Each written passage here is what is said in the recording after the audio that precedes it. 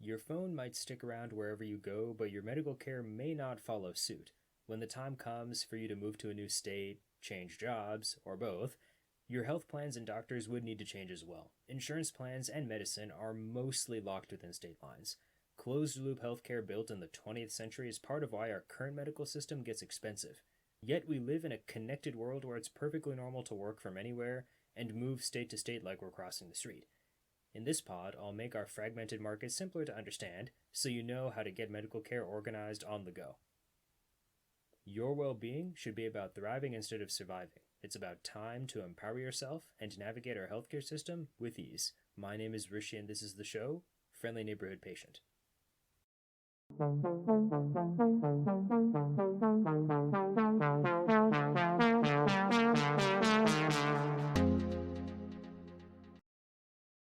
Normally, I'd start with some history and background of our system, but for today, the practical stuff needs to come first. If you're moving to another state and have a different employer, you probably need to buy new health insurance. You could have the same employer, but still need to get new coverage if you have an HMO plan or something similar.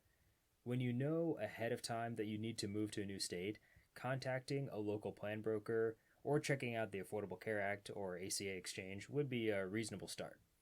Most people sign up for health plans during a specific open enrollment period, usually during the fall, but changing states is considered a qualifying life event under ACA rules. You can then buy a health plan outside of normal timeframes. Sometimes when changing a job, you'll need to wait up to 90 days to enroll with the new benefits, even if you locked in a plan already.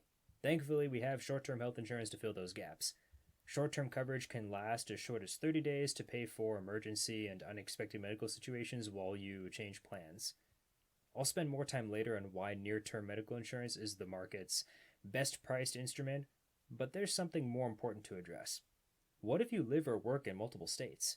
It is 2022 after all. When you're splitting time between states, buy coverage in the place you spend the most time in or wherever you pay taxes or register to vote. Ask your broker if available health plans offer a national provider network. ACA marketplaces also support a few multi-state plans toting quote-unquote minimum essential coverage, but check if you're getting locked into out-of-network prices beyond the area you spend the most time in. International travelers should consider their medical insurance as well. Most U.S. health plans won't be effective or will have severe restrictions abroad. If you frequently hop across the Atlantic or Pacific, consider supplemental health insurance. This gives you medical coverage for certain trips, but will not be the same thing as travel insurance for your plane ticket. Your health might change on a dime whether you like it or not. There may be no choice in seeing a doctor abroad. Reach out to your insurance plan to verify international coverage or member-submitted claim forms, which are filled like an out-of-network claim in the U.S. The bottom line is this. Whether you're zipping all over the country or the world, a little planning keeps you from getting frazzled with coverage. If you have employer-based insurance, ask your HR team when your plan applies and doesn't apply across state lines, then make changes accordingly. If you're taking a marketplace offering, set up the insurance around the place you spend the most time in, even if you're there 30 seconds longer than a neighboring state across the street. I'm not the first person to notice that restricting health insurance usage within state lines makes healthcare a pain. Our Constitution's Commerce Clause is what makes interstate business happen. The McCarran-Ferguson Act of 1945 instead made states the chiefs of insurance regulation.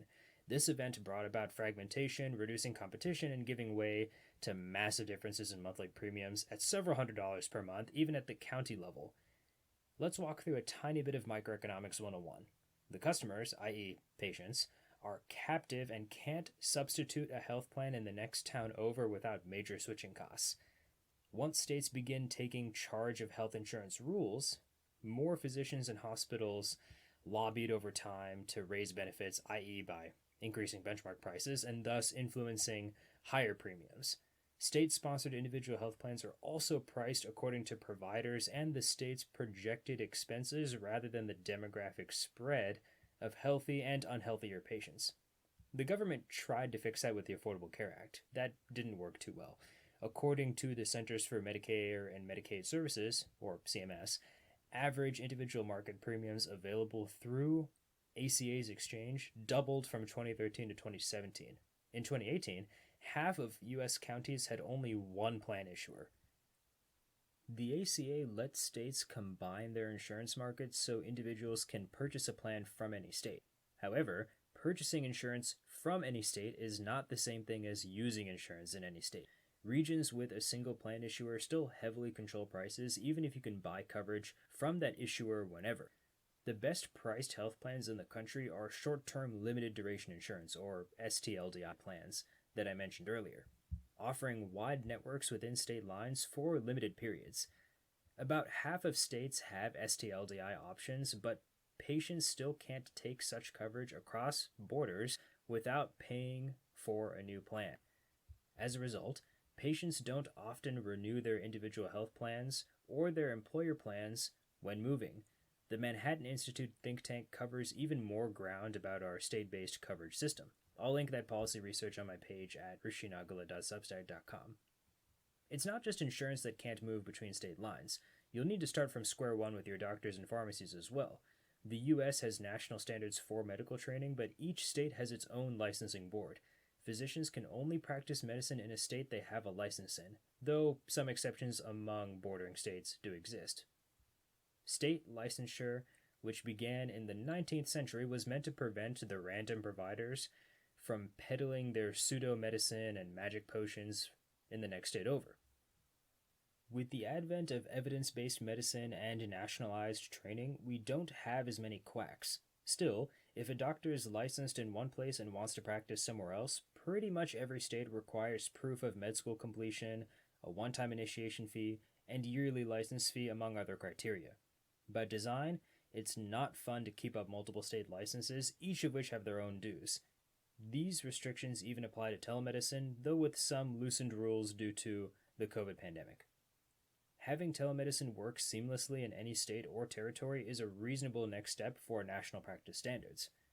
When it comes to drugs, if you notify your pharmacy team about a switch, most such people will transfer your prescriptions without a hassle. Being established with a major retail pharmacy like CVS or Fred Meyer makes the process easier.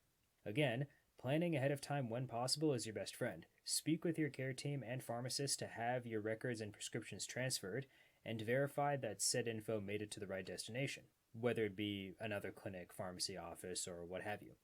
Believe it or not, there are new developments happening that are smoothing our state-locked insurance and medical system. To put doctors in more places where they're needed, the Federation of State Medical Boards has been considering expedited endorsements. This is effectively like having TSA PreCheck for medical licensure. A more extreme solution is a national licensing system or wider license reciprocation among states, like how you would use your driver's license in another place. I'll admit that building smarter interstate health plans and medical practice rules is a tough ask, but in a vacuum, more choices and appropriate substitutes for a given good, like medical care, should cut prices. Water moves to where it isn't. Both medicine and health plans should do the same thing, but current rules prevent that simple concept from happening. There's also a subtle but massive difference in pricing insurance based on starting with the state's expenses versus patients' innate medical and demographic risks. Let's continue having these discussions to bring about the change we all need. Speaking of need, another massive concern for both patients and the government is how we can save money on drugs. You might have seen cards from both pharma and insurance companies giving prescription discounts. I've talked a little about drug pricing in earlier episodes, but for the next theme, I want to demystify the world of discount and copay cards so you'll know exactly what to pick for the best savings. Stay tuned and subscribe to Friendly Neighborhood Patient for a little common sense on healthcare. I'll catch you at the next episode.